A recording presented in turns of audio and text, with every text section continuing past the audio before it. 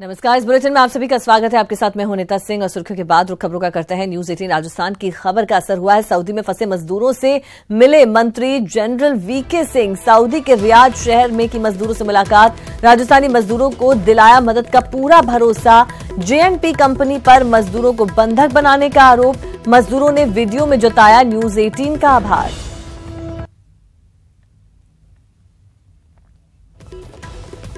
News 18 Rajasthan की खबर का असर हुआ है। सऊदी में फंसे मजदूरों से मिलने पहुंचे मंत्री जनरल वीके सिंह। सऊदी के रियाद शहर में मजदूरों से मुलाकात की। राजस्थानी मजदूरों को मदद का पूरा भरोसा दिलाया। जेएनपी कंपनी पर मजदूरों को बंधक बनाने का आरोप है। मजदूरों ने वीडियो में न्यूज 18 का आभार जताया। और आपको इंडिया भी लेके जाएंगे और जितनी हेल्प हो सकती है इंडिया गवर्नमेंट से आपकी पूरी हेल्प करेंगे। और हमारे लिए बहुत हेल्प की है, इसलिए वीके सिंह जी हमसे वादा भी करके गए। इधर कल आधे घंटे तक इधर हमारे कैंप में थे, जेएनपी के कैंप में रियाज में, और सब आदमियों से पूरा प्रॉमिस भी किया उन्होंने कि भाई आपकी हेल्प के लिए मैं इधर आया हूँ। और एमएससी के ऑफिसरों को साथ में लेके आए थे और राजस्थान लेने के लिए आए हैं और जल्दी से जल्दी आपको हम लेके जाएंगे। तो आपने यहाँ पर सुना किस तरह से आभार जताया और मंत्री वीके सिंह खुद इनसे मिलने यहाँ पर पहुंचे। और चलिए इस पर ज्यादा जानकारी के लिए रुक करते हैं। हमारे संवाददाता आसिफ खान हमारे साथ जुड़ चुके हैं। जी आसिफ, एक बड़ी राहत वाली खबर है और खुद मंत्री वहां पर पहुंच गए, साथ ही भरोसा भी दिलाया गया। साथ ही न्यूज 18 ने अपने सामाजिक सरोकार निभाते हुए यहाँ पर मदद का हाथ आगे बढ़ाया। ये लोग भी उसके लिए हमारे शुक्रगुजार नजर आ रहे हैं। हाँ बिल्कुल अनीता, न्यूज 18 राजस्थान एक बार फिर से जो है वो अपने सामाजिक सरोकार के दायित्व पर फिर से खरा उतरा है। हमने लगातार ऐसे प्रवासी मजदूरों की खबरों को अपने चैनल के ऊपर प्रमुखता के साथ प्रसारित किया और इसी कड़ी के अंदर ये फिर से जो 16 मजदूर सऊदी अरब के रियाद और जद्दा शहर में फंसे थे, इन्होंने गुहार लगाई न्यूज 18 के जरिए, इन्होंने वीडियो बनाकर भेजा और हमारी खबर का असर ये हुआ। सोशल जो नेटवर्क 18 का जो ट्विटर हैंडल है उसके जरिए हमने इस खबर को जो है वो सरकार के संज्ञान में हम लेकर आए, एम्बेसी के संज्ञान में हम लेकर आए। उसका नतीजा ये हुआ कि विदेश राज्य मंत्री जनरल वीके सिंह खुद उनके कैंप में पहुंचे, एम्बेसी के अधिकारियों को साथ लेकर पहुंचे, इनको संबोधित किया और इनको पूरा भरोसा दिलाया है कि आप यकीन रखिए हम आपको जल्द से जल्द जो है वो भारत लाने की कोशिश कर रहे हैं। ये सिर्फ 100 लोग नहीं अनीता, अगर कुल लोगों की बात की जाए तो 1000 से ज्यादा लोग हैं। 100 लोग सिर्फ राजस्थान के हैं। इसके अलावा पश्चिम बंगाल, मुंबई, जो दूसरे स्टेट है केरला, साउथ के बहुत सारे लोग हैं। जो 1000 से ज्यादा लोग इस जेएनपी कंपनी में फंसे हुए हैं। इसके साथ ही जो जनरल वीके सिंह है उन्होंने एम्बेसी के अधिकारियों को निर्देश दिए हैं कि जेएनपी कंपनी के अधिकारियों से जल्द जो है वो बात की जाए और बात करने के बाद में इन मजदूरों को जो है जल्द से जल्द भारत वापस भेजा जाए। जैसे ही जनरल वीके सिंह की मुलाकात इन मजदूरों के साथ हुई, इन मजदूरों के अंदर एक हौसला जागा और इसके बाद इन्होंने फिर से एक वीडियो न्यूज 18 राजस्थान को बनाकर भेजा और बहुत आभार जताया। इन्होंने कहा कि आप लगातार हमारी आवाज को उठाते रहे, जिसका नतीजा ये निकला कि सरकार ने हमारे मामले के अंदर सीधा दखल दिया है। अब इस दखल के बाद में अनीता ये उम्मीद बंधी है कि आने वाले कुछ दिनों के अंदर जल्द से जल्द ये मजदूर भारत वापस लौटना शुरू हो जाएंगे। बातचीत करने के लिए तो यहाँ पर न्यूज 18 राजस्थान द्वारा जो खबर प्रसारित की गई थी उसका इम्पैक्ट आप देखिए कि खुद जो विदेश राज्य मंत्री है वीके सिंह वो वहां पर पहुंचे, इन लोगों से जो फंसे हुए लोग हैं वहां पर उनसे मुलाकात की, उन्हें आश्वासन दिया है कि उन्हें जल्दी वहां से बाहर निकाला जाएगा। तस्वीरें आप देख सकते हैं। उन्होंने एक बार फिर से आभार जताया है न्यूज 18 का और साथ ही अब थोड़ी राहत वो महसूस कर रहे हैं कि खुद जब विदेश राज्य मंत्री उनसे मिलने पहुंचे और उनको ये आश्वस्त किया कि आप जल्द अपने देश वापस लौटेंगे। अच्छी बात है। हमारे परिवार बहुत परेशान है क्योंकि 8-9 महीने से हम पैसा नहीं भेज पाए हैं और घर में बहुत ही परेशानी है। किसी का बाप मर गया, किसी की माँ मर गई, किसी का बेटा मर गया, और चलिए अब बात करेंगे अंतरिम बजट 2019 की। Individual taxpayers having taxable annual income up to ₹5 lakhs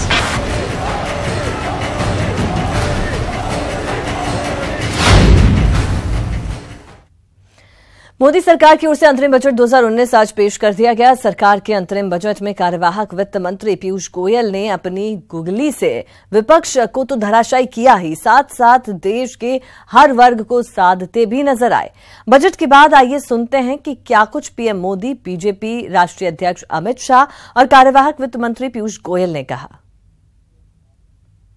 ये बजट सर्वव्यापी, सर्वस्पर्शी, सर्वसमावेशी है, सर्वोत्कर्ष को समर्पित है। ये बजट गरीब को शक्ति देगा, किसान को मजबूती देगा, श्रमिकों को सम्मान देगा, मिडिल क्लास के सपनों को साकार करेगा, ईमानदार टैक्स पेयर का गौरवगान करेगा, ट्रेडर्स को सशक्त करेगा, इंफ्रास्ट्रक्चर निर्माण को गति देगा, अर्थव्यवस्था को नया बल देगा, देश का विश्वास मजबूत करेगा। ये बजट न्यू इंडिया के लक्ष्यों की प्राप्ति में देश के 130 करोड़ लोगों को नई ऊर्जा देगा। देश के इतिहास में किसानों के लिए कभी इतनी बड़ी पहल आज के पहले नहीं हुई है। अगर हम देखें तो लगभग 12-12.5 करोड़ छोटे सीमांत किसानों तक लाभ पहुंचाना ये साधारण बात नहीं है। वो बजट विकास को बढ़ावा देने वाला बजट है और समाज के हर वर्ग को किसी न किसी प्रकार से राहत देने वाला बजट। देश के बहुत बड़े वर्ग को, किसान, मजदूर, मध्यम वर्ग, सभी वर्ग को मैं मानता हूं इस बजट से प्रधानमंत्री जी से जो अपेक्षा थी वो अपेक्षाओं को पूरा करने वाला बजट। आम आदमी को छप्पर फाड़ छूट। बजट में आम आदमी की बल्ले बल्ले। ये बजट विकास वाला है। खुश है जमाना, आज पहली तारीख है।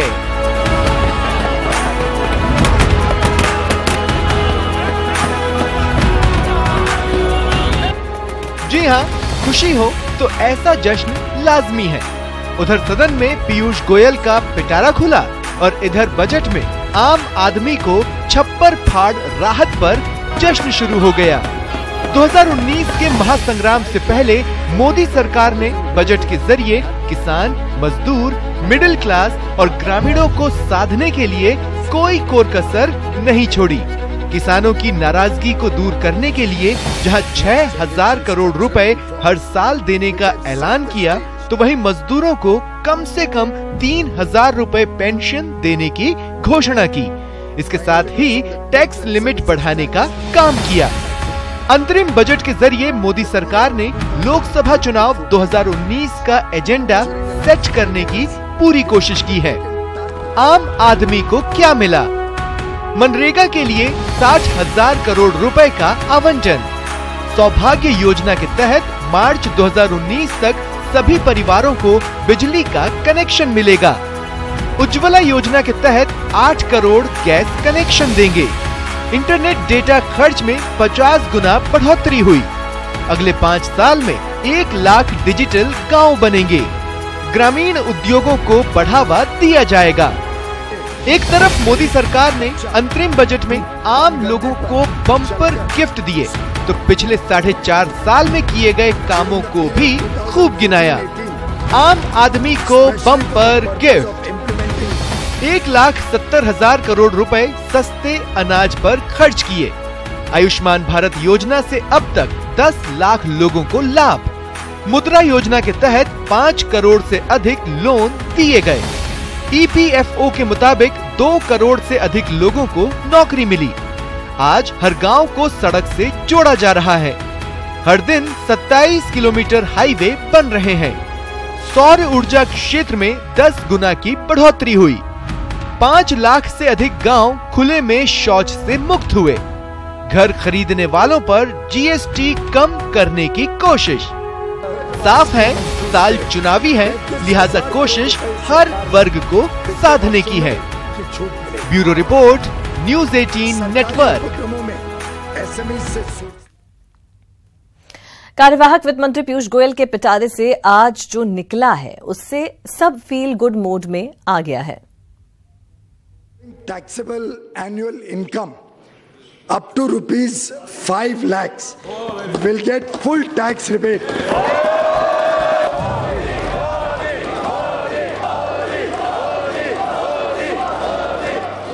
ऐलान ही ऐसा था कि लोकसभा में मेज की थपथपाहट और मोदी के नारों के सिवा कुछ देर तक कुछ भी सुनना मुश्किल हो गया।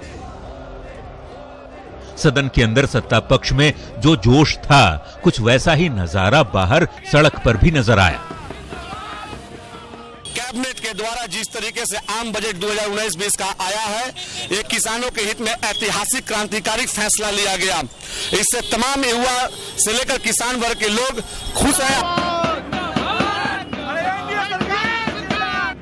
कार्यवाहक वित्त मंत्री पीयूष गोयल के जिस ऐलान पर मिडिल क्लास में खुशियों की बहार आई, उसके मुताबिक अब 5 लाख तक की इनकम पर कोई टैक्स नहीं देना होगा। 1.5 लाख तक निवेश किया है तो 6.5 लाख तक की आय पर टैक्स नहीं लगेगा। अब 40,000 की जगह 50,000 तक स्पेशल डिडक्शन मिलेगा। Airports, urban transport. मतलब साफ है, अगर आपकी इनकम 54,000 मंथली है तो टैक्स नहीं देना होगा। अब तक महज 2.5 लाख रुपए तक की इनकम टैक्स फ्री थी। ऐसे में इसे डबल से भी ज्यादा करने पर मिडिल क्लास का खुश होना लाजिमी है। हालांकि मिडिल क्लास नौकरी पेशा के लिए पीयूष गोयल के पिटारे से और भी सौगातें निकली हैं। मसलन 40,000 तक के ब्याज पर अब टीडीएस नहीं कटेगा। मिडिल क्लास नौकरी पेशा के साथ साथ वैसे लोगों को भी पीयूष गोयल ने तोहफा दिया है जिनकी आय बहुत कम है, जिसमें कम आमदनी वाले श्रमिकों को पेंशन की गारंटी, 100 रुपये के मासिक अंशदान पर 3,000 का पेंशन, 21,000 तक वेतन वाले को 7,000 का बोनस, ग्रेच्युटी की सीमा 10 लाख से बढ़ाकर 20 लाख, श्रमिकों की मौत पर अब 6 लाख रुपए का मुआवजा शामिल है। पीयूष गोयल ने अपने बजट भाषण में कई बार टैक्स पेयर्स का धन्यवाद किया और कहा कि देश के विकास में टैक्स पेयर्स का बड़ा योगदान है, लिहाजा उन्हें इसका लाभ तो मिलना ही चाहिए। अंतरिम बजट के जरिए सरकार ने मिडिल क्लास को लुभाने के सारे इंतजाम कर लिए हैं। ऐसे में ये देखना दिलचस्प होगा कि इस इंतजाम से क्या मोदी सरकार की वापसी का भी इंतजाम हो पाएगा। Bureau report, news 18 network.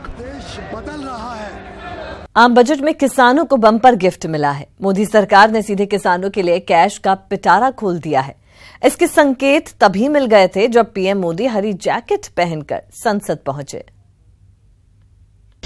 किसानों को मोदी का बम्पर गिफ्ट, किसानों के खाते में सीधे आएगा कैश। प्रधानमंत्री किसान सम्मान निधि पीएम किसान नाम की एक ऐतिहासिक योजना इस सरकार ने मंजूरी की है। चुनावी साल में मोदी सरकार ने किसानों को बम्पर गिफ्ट दिया है। अंतरिम बजट में मोदी सरकार ने किसानों के लिए बड़ा ऐलान किया है। सरकार ने 2022 तक किसानों की आय दोगुनी करने के लक्ष्य को पूरा करने के लिए प्रधानमंत्री किसान सम्मान निधि योजना की शुरुआत की है। इस योजना का फायदा देश के 12 करोड़ किसानों को होगा। प्रधानमंत्री किसान सम्मान निधि की घोषणा, छोटे किसानों के खाते में हर साल आएंगे 6,000 रुपए। 2 हेक्टेयर तक जमीन वालों को मिलेगा लाभ। 1 दिसंबर 2018 से योजना का मिलेगा लाभ। 12 करोड़ किसानों को होगा फायदा। गोपालकों और मत्स्य पालकों को कर्ज में छूट। गाय और मछली पालन के लिए 2% कम पर कर्ज। पशुपालन के लिए किसान क्रेडिट कार्ड से कर्ज। जो वल्नरेबल किसान हैं जो छोटी जमीन रखते हैं, 2 हेक्टेयर तक की जिनकी जमीन है, 2 हेक्टेयर तक की जमीन को, उन सभी को सीधा उनके इनकम में सपोर्ट, डायरेक्ट इनकम सपोर्ट 6,000 रुपए प्रति वर्ष के हिसाब से देने का निर्णय सरकार ने किया है।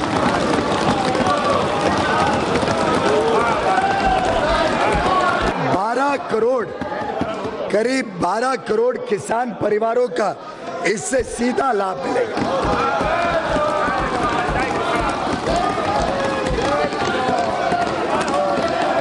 ये प्रोग्राम 1 दिसंबर 2018 से ही लागू किया जाएगा और पहली किश्त 2,000 रुपए की जल्द ही सूचियां बना के उनके खाते में भेजी जाएगी। किसानों के लिए मोदी सरकार का ये बम्पर गिफ्ट है। देश में किसानों की बड़ी संख्या है और इस स्कीम के जरिए 12 करोड़ किसान परिवारों को फायदा होगा। मोदी सरकार के इस दांव से लोकसभा चुनावों में कितना फायदा होने वाला है, ये आगे देखने वाली बात होगी। फिलहाल मोदी सरकार ने किसानों के लिए सीधे कैश का पिटारा खोल दिया है। Bureau report, news 18 network. केंद्रीय खेल राज्य मंत्री राज्यवर्धन राठौड़ ने इस बजट को प्रोग्रेसिव बजट बताया है। अभी के समय में हर सेगमेंट को एक नई ऊर्जा दी, एक इमीडिएट बूस्ट दिया, कहीं रिलीफ दी ताकि ग्रोथ रेट और बढ़े, और ये सब करते हुए एक लॉन्ग टर्म विजन, एक लॉन्ग टर्म प्लान रखे। फार्मिंग सेक्टर हो, मिडिल क्लास हो, यूथ हो, इन सभी को एक तरह से बहुत जबरदस्त रूप से एक सपोर्ट मिला है। अभी बजट पर बीजेपी सांसद ओम बिरला ने क्या कुछ कहा, आपको सुनवाते हैं। नौजवान, महिलाएं, असंगठित क्षेत्र का मजदूर, समुद्र के किनारे बैठे मछुआरा और पशुपालकों के लिए ये जिंदगी के बदलने वाला बजट है। इस बजट के माध्यम से जहां मध्यम वर्गीय लोग बरसों से मांग कर रहे थे कि हमारी टैक्स की स्लैब बढ़ाई जाए, किसानों को किस तरीके से उनकी आमदनी बढ़ाने के साथ जब आपदा के संकट के समय उसको कुछ न कुछ नगद पैसा उसके पास मिले, इसलिए पीएम सम्मान निधि योजना लागू किए। असंगठित क्षेत्र के मजदूरों के लिए जो 40 करोड़ मजदूर असंगठित क्षेत्र के मजदूरों की, वहाँ पेंशन के साथ, ईपीएफ के साथ, उनके जिंदगी के अंदर बोनस के साथ नया एक कीर्तिमान स्थापित किया है। ये बजट अपने आप में एक ऐतिहासिक बजट है। अंतरिम बजट पर कांग्रेस की तीखी प्रतिक्रिया आई है। कांग्रेस ने इसे चुनावी बजट बताया है। देखिए, पहली बार ऐसा हो रहा है कि किसान आत्महत्या कर रहा है। दुगनी करने की तो बात ही छोड़ दीजिए, जो उनकी आय थी ना वो ही नहीं हो रही। समर्थन मूल्य पे फसल खरीदी नहीं जा रही। ओलावृष्टि, अतिवृष्टि हो जाती है तो किसी भी प्रकार का मुआवजा सरकार के द्वारा नहीं दिया जा रहा। प्रधानमंत्री फसल बीमा के नाम पे किसानों को ठगा जा रहा है, उनके खाते से पैसे काटे जा रहे हैं, लेकिन उस चीज़ का फायदा किसान को नहीं मिल रहा है। आज भी जो घोषणा हुई है वो अगली सरकार पर निर्भर करेगा। जो अगली सरकार चुनकर आएगी वो ही 5 लाख की वो सीमा को बढ़ा सकते हैं। ये प्रपोजल है, इसमें अभी पारित नहीं हो सकता क्योंकि अगली सरकार करेगी। और इन्होंने जो 5 साल में भारत कहाँ जाएगा, 10 साल में भारत कहाँ जाएगा, इतना लंबा चौड़ा जो एक उल्लेख किया है रोड मैप का, वो उसकी ज़रूरत नहीं थी। और जितना भी अब कर रहे हैं, ये लगातार 3 स्टेट्स में चुनाव हारने के बाद किसान आंदोलित है, नौजवान परेशान हैं, अर्थव्यवस्था चरमरा गई है। आंकड़े बताते हैं कि पिछले 45 साल में इतनी ज़्यादा अनएम्प्लॉयमेंट कभी रही नहीं। इन सब बातों को छुपाने के लिए एक प्रकार और जाते जाते जुमले देकर गए हैं। मोदी जी ने जाते जाते आज फिर मिठाई के डब्बे के अंदर इमली का पिटारा खोला है। देशवासियों को फिर मूर्ख बना रहे हैं। लोक लुभावन उन्होंने अपना बजट पेश करा है और इसमें सिवाय झूठ के और कुछ भी नहीं है। चुनावी मौसम में मास्टर स्ट्रोक की जंग हो रही है। कल अशोक गहलोत ने बेरोजगारी भत्ते वाला दाव खेला तो बजट के जरिए वोटरों को लुभाने की कवायद हो रही है। ये रिपोर्ट देखिए। चुनावी समर में मास्टर स्ट्रोक की जंग, गहलोत के दाव पर मोदी का मास्टर स्ट्रोक। 1 मार्च से सबको मिलेगा 3,500 रुपये भत्ता मिलेगा। लड़कों को मिलेगा 3,000 और लड़कियों को मिलेगा 3,500। having taxable annual income up to rupees 5 lakhs will get full tax rebate.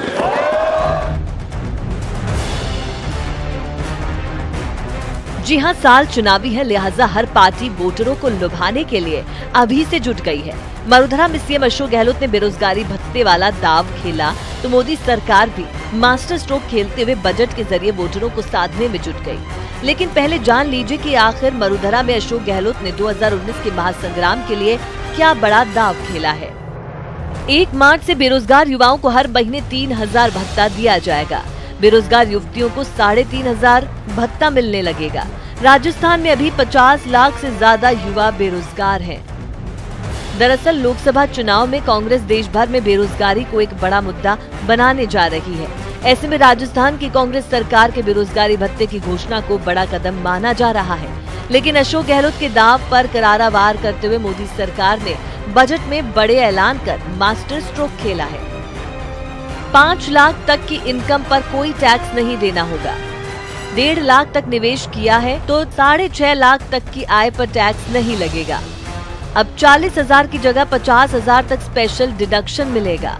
किसानों को भी हर साल 6,000 रुपए मिलेंगे। साफ है, लोकसभा चुनाव की तारीखों के ऐलान से पहले मास्टर स्ट्रोक की ऐसी जंग जायज है। देखना होगा कि 2019 की महाभारत में किसकी मास्टर स्ट्रोक कारगर साबित होगी। Bureau report, news 18 network. Lok Sabha चुनाव की रणनीतियों पर मंथन के लिए शनिवार को प्रदेश कांग्रेस के वरिष्ठ नेताओं की बैठक दिल्ली में होगी, जिसमें CM Ashok Gehlot, PCC chief और डिप्टी सीएम सचिन पायलट और प्रभारी महासचिव भी शिरकत करेंगे। कांग्रेस ने लोकसभा चुनाव की तैयारियां तेज कर दी हैं। प्रदेश की सभी 25 लोकसभा सीटों पर उम्मीदवारों के चयन को लेकर शनिवार को दिल्ली में एक अहम बैठक का आयोजन किया गया है। CM Ashok Gehlot, PCC chief और डिप्टी सीएम सचिन पायलट के साथ प्रभारी महासचिव अविनाश पांडे भी इस बैठक में भाग लेंगे। समय से पहले हमारी तैयारियां हो चुकी हैं। मैंने पहले भी कहा कि 25 की 25 लोकसभा सीटों पे जो धरातल के हमारे कार्यकर्ता और नेता हैं, लगभग 10,000 ऐसे लोगों से हमने मुलाकात कर फीडबैक लिया है। और कल एक और मुलाकात हम करेंगे, मुख्यमंत्री जी, महासचिव महोदय और हम सब लोग बैठकर एक प्रथम राउंड की चर्चा करेंगे। जो फीडबैक हमें मिला है, मंत्री रिपोर्ट लेकर आए हैं, हर जिले में मीटिंग हुई है और हमारी जो तैयारियां हैं बूथ से लेके स्टेट लेवल तक पूरी पुख्ता हैं। हमारे यहाँ जिताऊ बहुत से कैंडिडेट्स हैं। सचिन पायलट ने दावा किया कि कांग्रेस का मिशन 25 कामयाब होगा और रामगढ़ विधानसभा सीट की जीत ने इस बात के संकेत भी दे दिए हैं कि जो रामगढ़ में बाई इलेक्शन में जीत हुई है वो इस बात का प्रमाण है कि आने वाले समय में क्या होने वाला है। पब्लिक समझदार है, सरकार कांग्रेस की बनी है और हम मिशन 25 में पूरी तरह कामयाब होंगे, ऐसा मुझे पूरा विश्वास है। 2014 के लोकसभा चुनाव में प्रदेश की सभी 25 सीटों पर बीजेपी ने जीत का परचम लहराया था, लेकिन विधानसभा चुनाव में कांग्रेस की जीत के बाद परिस्थितियों में बदलाव हुआ है और इस बार लोकसभा चुनाव में भी कांग्रेस कोई मौका नहीं चूकना चाहती है। जयपुर से न्यूज़ 18 के लिए दीपक व्यास की रिपोर्ट। विधानसभा में करारी हार के बाद राजस्थान में बीजेपी पूरी तरह से लोकसभा चुनाव पर फोकस कर रही है। बीजेपी ने 25 जिताऊ उम्मीदवारों की तलाश भी शुरू कर दी है और इस काम का 16 खास नेताओं को ये काम सौंपा गया है। मिशन 25 पर बीजेपी का काम शुरू। स्पेशल 16 तलाश रहे हैं, स्पेशल 25। 7 फरवरी तक स्पेशल 16 देंगे रिपोर्ट। आम चुनाव में जीत के लिए और 2014 रिटर्न्स के लिए बीजेपी ने रूट लेवल पर काम शुरू कर दिया है। इसके लिए 25 लोकसभा सीटों को 8 क्लस्टर में बांटा गया है। 7 क्लस्टर में 3-3 लोकसभा की सीटें बांटी गई हैं। 1 क्लस्टर में लोकसभा की 4 सीटें रखी गई हैं। वरिष्ठ नेताओं को क्लस्टर का इंचार्ज आज पार्लियामेंट के फ्लोर पर पीयूष जी, सबसे पहले तो आपको बहुत बहुत बधाई देता हूं कि इस बजट में आपने हर वर्ग को कुछ ना कुछ देने की कोशिश की है, तोहफे दिए हैं और रिसेंटली आपको एक बड़ा पुरस्कार भी मिला, उसके लिए भी आपको बधाई। आपका फर्स्ट टेक क्या है? आपने उरी फिल्म का भी जिक्र किया, तो 2019 मेले के लिए हाउस द जोश, अगर मैं आपसे पहला सवाल ये पूछूं इस बजट के बाद। थैंक यू अमित जी, बहुत बहुत धन्यवाद। जहां तक जोश का सवाल है, माननीय प्रधानमंत्री नरेंद्र मोदी जी के साथ हम सब जो काम कर रहे हैं, हमारा जोश तो पहले दिन से ही बुलंद है और उनके साथ काम करते करते ध्यान भी नहीं आता है समय की कोई सीमा है, कोई पारिवारिक तकलीफ है, कुछ नहीं।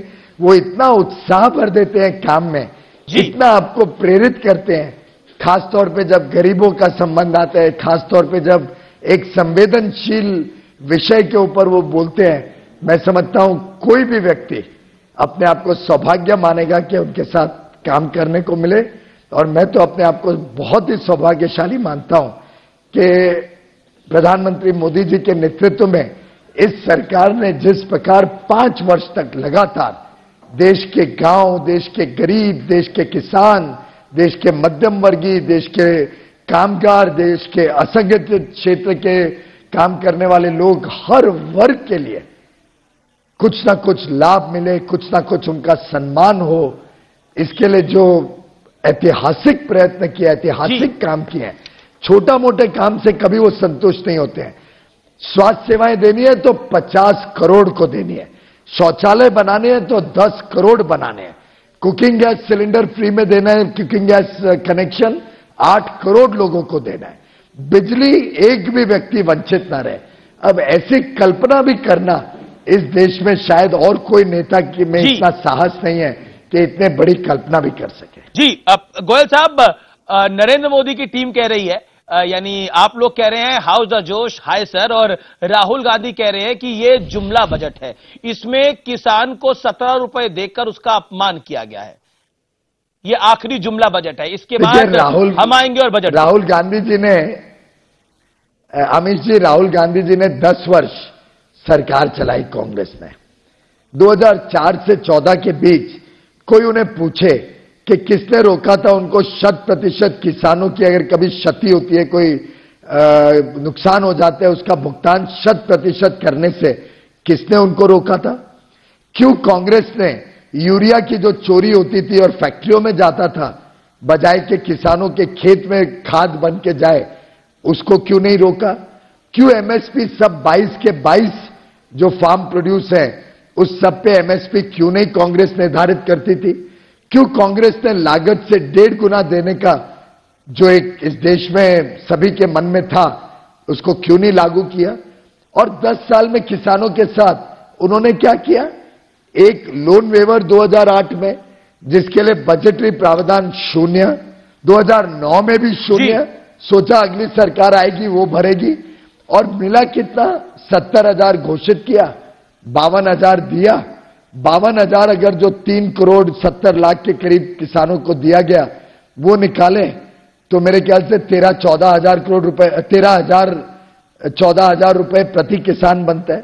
तो जिस सरकार ने किसानों के लिए कुछ नहीं किया, कुछ सोचा नहीं, कुछ चिंता नहीं की, जिस पार्टी की सरकार ने 10 वर्ष में कुल 3 करोड़ 3.5 करोड़ लोगों को 52,000 करोड़ रुपए दिए, वो आज हमें सवाल पूछ रही है जो आगे के लिए परमानेंटली हम 10 साल में 7.5 लाख करोड़ रुपए किसानों को देंगे। आपने अपने बजट स्पीच में 12.5 करोड़ किसानों को पहुंचाएंगे। आपने अपने बजट भाषण में बोला कि ये 10 साल को आगे देखते हुए बजट हम पेश कर रहे हैं।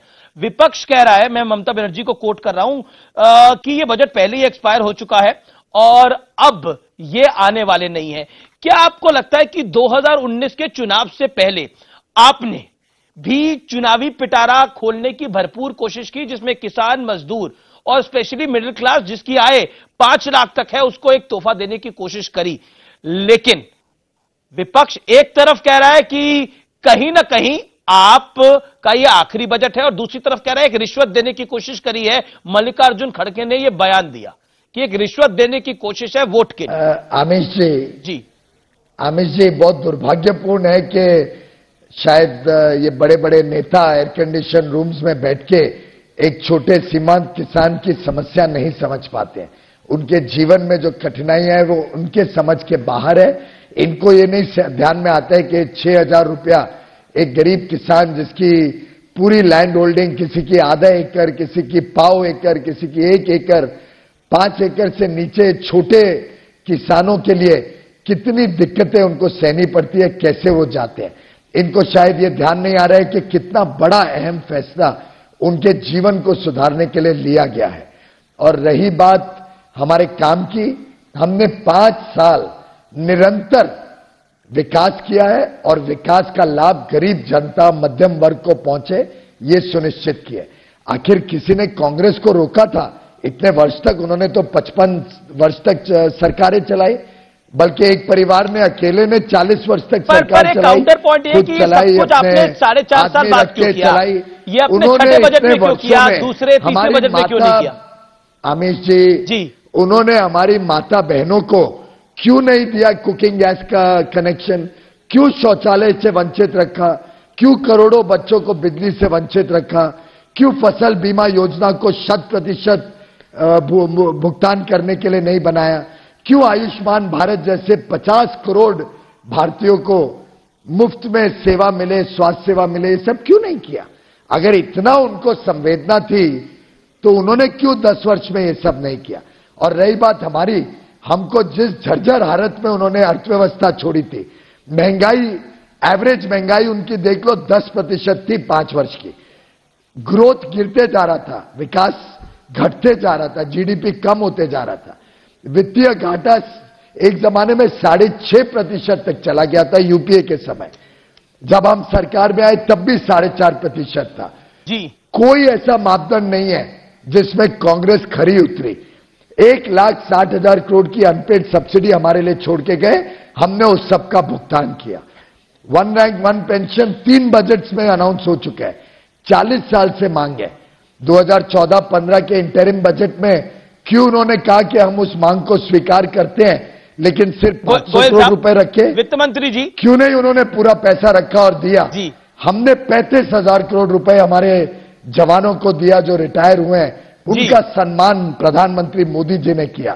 कांग्रेस के पास तो कोई कहने के लिए बचा ही नहीं है। कांग्रेस, मैं समझता हूं, अब विचारों से भी खोखली हो चुकी है।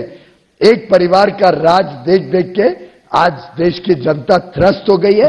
देश की जनता एक विश्वस्त नेतृत्व, एक ऐसा नेतृत्व जिसपे वो विश्वास कर सके, एक ऐसा नेतृत्व जो जिसमें संवेदना हो गरीब के लिए, मजदूर के लिए, किसान के लिए, एक ऐसा नेतृत्व जो देश की सीमाओं को सुरक्षित रखे, ऐसा नेतृत्व चाहती है। जी गोयल साहब, इस समय आप हमारे कई चैनल्स पर लाइव है, बहुत आधी आबादी आपको, लगभग पूरा देश आपको इस समय लाइव देख रहा है, और कई सवाल हमारे पास ट्विटर और फेसबुक के जरिए भी आ रहे हैं जो हम पूछना चाहेंगे आपसे। एक पॉइंट ऑफ व्यू है कि ये सब कुछ आपने दूसरे तीसरे बजट में क्यों नहीं किया, चौथे बजट में क्यों नहीं किया, छठे बजट में? मैंने अभी तो समझाया, जिस झरझर हालत में अर्थव्यवस्था छोड़ के गई कांग्रेस, 1,60,000 करोड़ के अनपेड बिल सब्सिडीज हमारे पास छोड़ के गई, तो स्वाभाविक रूप से हमको अर्थव्यवस्था भी सुधारनी थी, और साथ साथ में हमने जो 4 साल में ऐतिहासिक काम किए, चाहे वो शौचालय पहुंचाने का हो, आप बताइए 9-10 करोड़ शौचालय बनाना कोई साधारण व्यवस्था है? क्या 8-6 करोड़ लोगों को मुफ्त में गैस कनेक्शन देना क्या साधारण बात है? मैं समझता हूं कांग्रेस आज पूरी तरीके से अपनी विफलताओं में घिरी हुई है, और जनता ने देख लिया जो आजादी के बाद इतने वर्षों में नहीं हुआ। प्रधानमंत्री मोदी जी ने सिर्फ 5 वर्षों में ऐसा तेज विकास करके दिखाया। इनकम टैक्स की छूट को लेकर आज एक कंफ्यूजन हो गया, और जो दिखाई दिया, आपने 5 लाख तक इनकम टैक्स की छूट दी, तो बड़ा क्लियर कर दिया हमने जी। 5 लाख से ऊपर वालों ने समझा कि उन्हें भी मिल गई, लेकिन ऐसा हुआ नहीं। क्या आपको लगता है आप देना थोड़ा चाहते थे, आप देना थोड़ा ज्यादा चाहते थे, लेकिन हाथ बंधे हुए थे, या फिर जनता कह रही है ये दिल मांगे मोर? दे देते, चुनावी साल है, ये 3.5 करोड़ को फायदा हुआ, 5, 5.5, 6 करोड़ को फायदा हो जाता।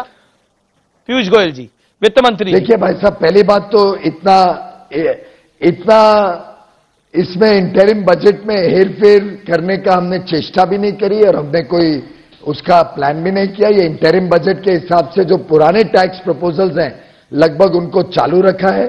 जो प्रधानमंत्री किसान स्कीम है, पीएम किसान, वो इसी वर्ष में लागू हो गई है, इसी वर्ष से आगे चलती रहेगी।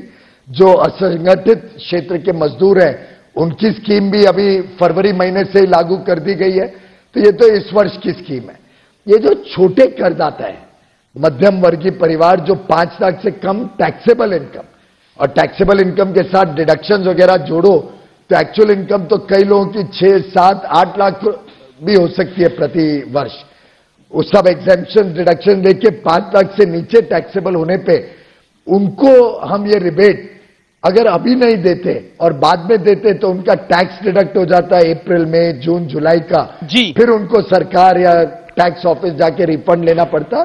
उनको सहूलियत हो और उनके ध्यान में आए कि अब ये उनको लाभ मिल गया है, उसके हिसाब से अपना बजट बनाए। उस हिसाब से ये हमने आज ही अनाउंस कर दिया। रही बात क्रिटिकल अप्रोच है जी। और जो बड़े टैक्स पेयर हैं जी, अमित जी आप भी बड़े टैक्स पेयर हैं, आप भी, मैं समझता हूं इतनी आप में भी भावना है कि आपका भी आहुति लगे इस देश के विकास में। आपके दिए हुए टैक्स से किसी गरीब महिला को शौचालय मिले, आपके दिए हुए टैक्स से किसी गरीब बच्चे को बिजली मिले, आपके दिए हुए टैक्स से ये किसानों को ये सम्मान हम पहुंचा पाए। ये सब कार्यक्रम के लिए भी अगर हम सब मिलकर थोड़ा थोड़ा टैक्स देते हैं तो मैं समझता हूं ये देश के लिए एक बहुत गर्व की बात है। मैं तो आपका तहे दिल से धन्यवाद करूंगा। पीयूष गोयल साहब, इंपॉर्टेंट ये है कि एक क्रिटिकल अप्रोच है। कई इकोनॉमिस्ट एक बड़ा इकोनॉमिस्ट कह रहा है कि इस बजट के अंदर मोदी सरकार ने सब कुछ करने की कोशिश करी है, लेकिन एक इकोनॉमिक वर्ग है वो ये कह रहा है कि ये सोशलिस्ट बजट है। उस पर आप कुछ टिप्पणी करना चाहते हैं, क्योंकि आप पेशे से सीए भी हैं, आप बाजार को भी समझते हैं, अर्थव्यवस्था को भी समझते हैं। एक सोशलिस्ट बजट है जिसमें मजदूर किसान की बात है, क्योंकि ये चुनाव की बेला है। अमित जी तो क्या ये अर्थशास्त्री इकोनॉमिस्ट जिनको भी आप रेफर कर रहे हैं, ये वही पुरानी कांग्रेस के हिसाब से सरकारें देखना चाहते हैं जो सिर्फ अमीरों के लिए काम करे? क्या कुछ एक छोटे वर्ग का ही अधिकार है देश के विकास के ऊपर? क्या गरीब माता बहनों को शौचालय या कुकिंग गैस कनेक्शन या बिजली मिलने का अधिकार नहीं है? क्या देश में लोगों को अभी भी बिना स्वास्थ्य सेवाएं के जीना पड़ेगा? मैं समझता हूं अगर कोई इसको सोशलिस्ट कहे तो मैं गर्व से कहता हूं कि मैं सोशलिस्ट हूं, लेकिन देश के गरीबों के लिए, देश के निम्न मध्यम वर्ग लोगों के लिए अगर हम काम करते हैं, देश के कामगारों के लिए, देश के असंगठित क्षेत्र के कामगारों के लिए करते हैं, तो मेरा ख्याल से ये हमारा कर्तव्य है और हम ये कर्तव्य करते रहे। इस बजट में जो आपने एक पॉलिटिकल शिक्षण मानने की कोशिश करी है, अभी हाल फिलहाल में ही हमने सुना है कि आपका नया नारा है कि इस बार 400 पार। तो क्या 400 पार वाला बजट होगा ये? क्योंकि आप राजनीति को भी समझते हैं, अर्थनीति को भी समझते हैं।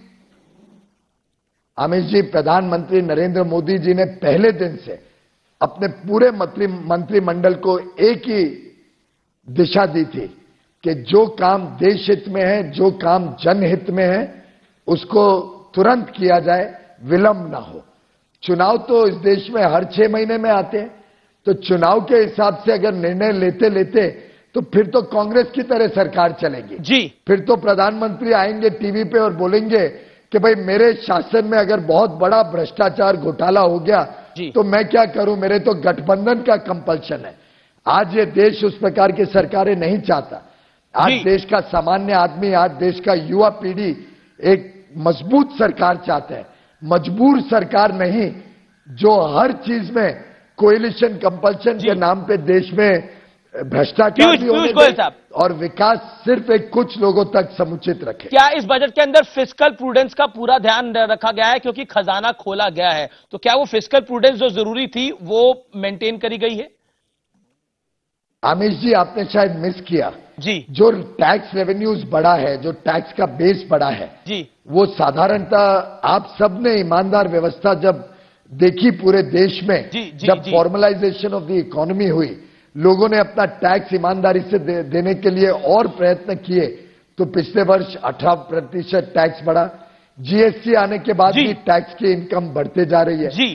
अब इस सब के लिए मैंने देश के सभी करदाताओं को धन्यवाद भी किया है और उसी के बलबूते पे इस बजट को फिस्कल प्रूडेंस के साथ बनाया गया। ठीक है। यहां तक कि बजट में जो वित्तीय घाटा है वो 3.36 आ रहा था। मैं 2-4 हजार करोड़, 5,000 करोड़ के आराम से एडजस्ट करके 3.3 दिखा सकता था। प्रधानमंत्री जी ने आदेश दिया जो नीचे से आंकड़े आए हैं वो ईमानदारी से दिखाए जाएंगे जो हो, और हमने 20,000 करोड़ एडिशनल प्रोवाइड किया हमारे किसानों के लिए, तो उससे 0.1% 3.3 का 3.4 हुआ। मैं समझता हूं ये तो अच्छा ही है, हमारे किसानों का ये स्वाभिमान का सवाल है और ये हमारा कर्तव्य है, तो मुझे कोई इसमें हिचक नहीं है। हमने ठीक किया, सही किया, फिस्कल प्रूडेंस को भी मेंटेन किया। जी बहुत बहुत शुक्रिया पीयूष गोयल आप का हमारे साथ जुड़ने के लिए, बजट पेश करने के लिए, और कैरनॉट प्राइज आपको मिला है उसके लिए भी आपको हार्दिक शुभकामनाएं और बधाई। में किशोर तालाब के किनारे चंबल बायोडायवर्सिटी फेस्टिवल का आगाज हो गया, जहां शहर के बाशिंदे फूलों की खूबसूरत वादियों सा नजारे का लुत्फ उठा रहे हैं। नजारा ऐसा खूबसूरत हो तो दिल फिर क्यों ना बाग बाग हो।